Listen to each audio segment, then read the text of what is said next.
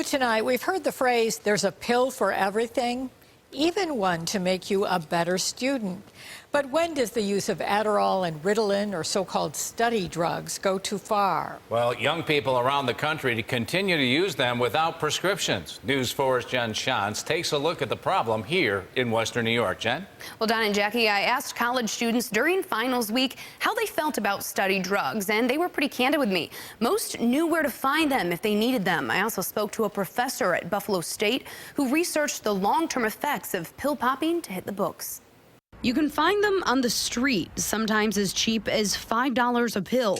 An instant study buddy guaranteed to keep you up long enough to finish that term paper. If you were on campus and you wanted to find Adderall, would you know where to go?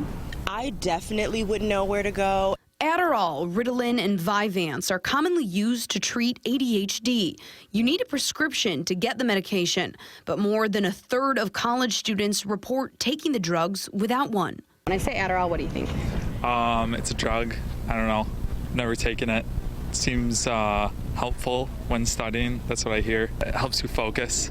I heard my one friend was telling me his friend took it and he read like a whole textbook in a night. Professor Jill Norvalitis took a look at study drug abuse at Buff State. She interviewed 184 students. You really need something to like help you stay up, stay focused. You know, it's a battle for the A. But according to her research, the all-nighters study drugs can provide don't always deliver. Both here at Buffalo State and elsewhere, students who use these drugs actually have lower grade point averages, not higher, and there's no evidence that it helps them do any better in school. And of course, there's the health risks. I don't know much about it. That's really what might make it dangerous without knowing the potential side effects. From a health standpoint, it's very dangerous. I mean, these are stimulant medication, and so they not only cause a mood elevation and increased ability to stay awake and alert for while those drugs are in effect, they can also cause some serious other health consequences. Like sudden changes in blood pressure, overexhausting the heart, and even death. Most students we spoke to view study drugs as potentially dangerous, but not that bad. It helps them not to crash and helps them study throughout the night. It gives them a lot of energy. And finding them?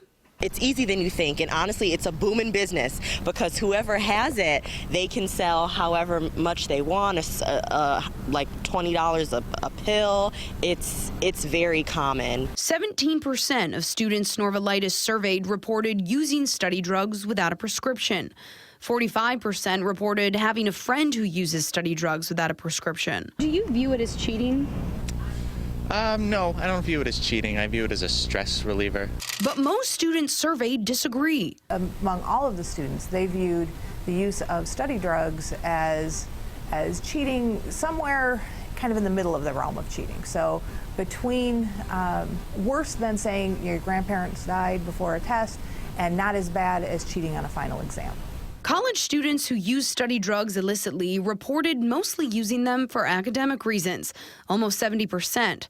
But 16% of students took study drugs for social reasons, 14% to get high, and about 1% took them to lose weight. Doctors are in a tight spot because for students diagnosed with ADHD, Adderall and drugs like it are safe and beneficial when taken as prescribed.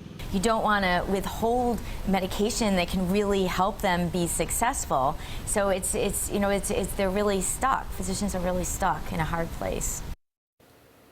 Now, I spoke to students about their attitudes towards the dangers of this. Are they aware of how dangerous it is to take these drugs illicitly? And a lot of them said it has to do with the frequency. They said, well, I only take it during finals, or sure, I only take it a couple times a year or a couple times a month. And of course, Dr. Burstein says that that's not true. You're putting yourself at risk anytime you take these drugs, and mix into that maybe drinking Red Bull or coffee. It's very dangerous. Yeah, and you mentioned that students are getting these from other students who have a prescription. What about those prescriptions? I've been told that they're easier to get than a prescription for, say, an opiate. A study even came out that Buff State mentioned that a lot of adults actually reported exaggerating their symptoms to doctors in order to get prescriptions for this. As you heard one of those Buffalo State students mention, one student has a prescription. It's pretty easy to Sell a sell. pill for $20, she said. That's really something. And you have more on this, a survey on this. Yeah, we wanted to know what students around Buffalo thought. We wanted to get their feedback, and you can still weigh in online. Just go to WIVB.com and click on the Founded on 4 tab. It's an anonymous survey. It takes just about 2 minutes. Okay, great. Thank you, Jen.